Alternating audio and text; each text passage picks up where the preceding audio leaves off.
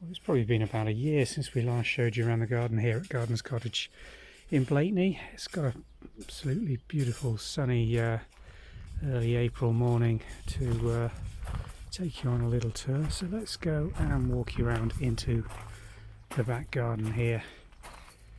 We've got a lovely mixed planting that we benefit from, really, from the neighbours planting. These are flowering plum trees, prunus trees, the red leaf variety, and they've already finished flowering this year. They're very, very early here in the UK. Give us blossom in end of February, early March. By the end of March now into April, they've just about finished for the year, but that lovely colour's coming out on the leaf. Now the new border that we planted up last year, done very well. We've had some very good early flowering narcissi in here, tete-a-tete and February gold. Never really tell the difference between the two. We've got some later varieties now at the back, but I think we're going to thicken this up with some whites next year. A flowering currant that really struggled. Let me see if I can get this gate open and take you a little closer. Now, this poor thing got dug up completely when the fencing got put in to compartmentalise this garden and keep it a little bit more dog friendly when people are driving in and out on the drive. We wanted the garden here in the back garden to be more secure, but it's just about recovering now. Just a couple of flowers on there, but it's a lovely dark red one, so worthwhile just giving that a little bit of care this year to try and get it back into a decent sized shrub. The autumn flowering plants here have been absolutely massacred by the muntjac deer that are fighting their way in. And if you look up just on the top of the fence, you can see my efforts with the chicken wire, which hasn't been successful. You can see where they've fought their way through that. They really are obstinate, hard-headed little animals that just fight their way through fencing like that. And I'm going to have to come in with some more secure fencing like we've got on the lower part to try and keep this garden deer free, because they really are doing a lot of damage to that rose which is being eaten. These Japanese anemones, which are the autumn flowering plants in the foreground, again munched down to the ground. And there's a lot of other plants that they've done similar damage to. Got a tree peony in here. Don't know what colour this is going to be. Self-seeded. We found it under what was a very large shrubbery here when we cleared it back and cut back. Just about got rid of that large shrub, as you can see at the back. And we've planted this with a mixed planting, including osteospermum here, which should flower later in the summer. You can see they're just budding up beautifully. Just look at that lovely size flower bud. Only opens up when the sun reaches this. It does that at different times of the day. This little, what I always refer to as a perennial forget-me-not in the foreground.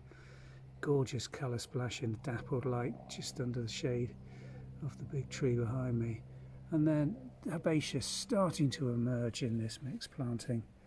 We've got catmints, the giant catmint I think this is. You can see the lovely mounds of it planted throughout here. And then to come on later, some iris, and we've got all sorts of things coming on for later season, including herbaceous geraniums and some delphiniums, and we've got, I think this is the rose campion. Not sure what colour that's going to be, whether it's a white, a red, or we did grow successfully last year a lovely stripy pink and white version, which was fantastic. Little blackbird just enjoying where I've hoovered the lawn this morning. I wouldn't say cut it more than just pick the leaves up. It's got a good worm. They'll be nesting in this garden. It's a lovely bank of natural weeds, really, mainly, if I'm honest. Self-seeded. Trying to establish more narcissi and daffodils in this garden.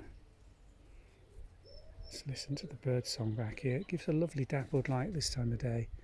And above my head, the most spectacular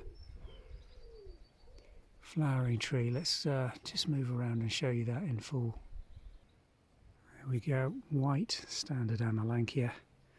Probably been in about 50 or 60 years, looking at the multi-stemmed thick growth on this one, growing wedged in between those flowering plums in the hedge next door and this little scrappy little palm tree that's just fighting its way through a very large ash tree in the neighbouring garden behind.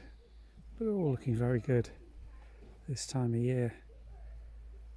Let's take you back round on the long border. Another flowering currant, this time a lighter pink, but nonetheless a nice flowering well. Gave it a good hard prune just at the right time last year. Lilacs just coming into bud here in the UK, as you can see. Look at that. This one a dark purple. Again, we pruned this quite hard back to try and keep it more compact because they have a tendency to get very tall and leggy here in this garden. It's an easterly facing border that just gets the morning sunshine but not much in the afternoon. Planted not last autumn but the autumn before a mixed planting of narcissi here, some early ones, some late white thallias, and we've got a few fancy scented little clumps like this little beauty. Heady scent coming off this, pure yellow. Don't know the name of this one. Not any I recognise. Tend to recognise the Winston Churchill. But that one I don't know the name of. Do let us know if you know that one. Little beauty, doing quite well in here. Just again in dappled shade. The base of what will later in the season be a huge buddleia. But again, hard pruned back. None of the roses or the Clematis montana alba, which flowers beautifully. Drove past one on the way here to Blakeney in full flower on a what looked like a north-facing wall, and this one gets a lot more sun than that, but just in its bud form, but no colour in the bud yet, nothing opening. Another little, I think this probably is Winston Churchill. Looking at this one, its yellow centres, mostly planted out. What we tend to do is buy pots of bulbs this time of year and then come and plant them in where you can see a gap. That way you can thicken up your existing plantings without digging into existing bulbs underground in autumn where you can't remember exactly where you planted. Gardeners is a really nice, peaceful garden at times. It is surrounded by other properties, so you're always at the mercy of who's got the power tools going in the garden at any one time.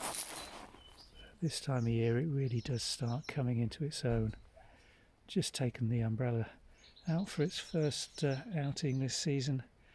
Warm enough to actually sit out and need a bit of shade. All looking very, very good, very promising for the season ahead. We've got guests coming in here in around 2 hours. We've just come to check on the turnaround, make sure it's all set up and everything's as it should be for guests coming to enjoy Blakeney and the North Norfolk coast and Gardeners Cottage. Thanks for watching.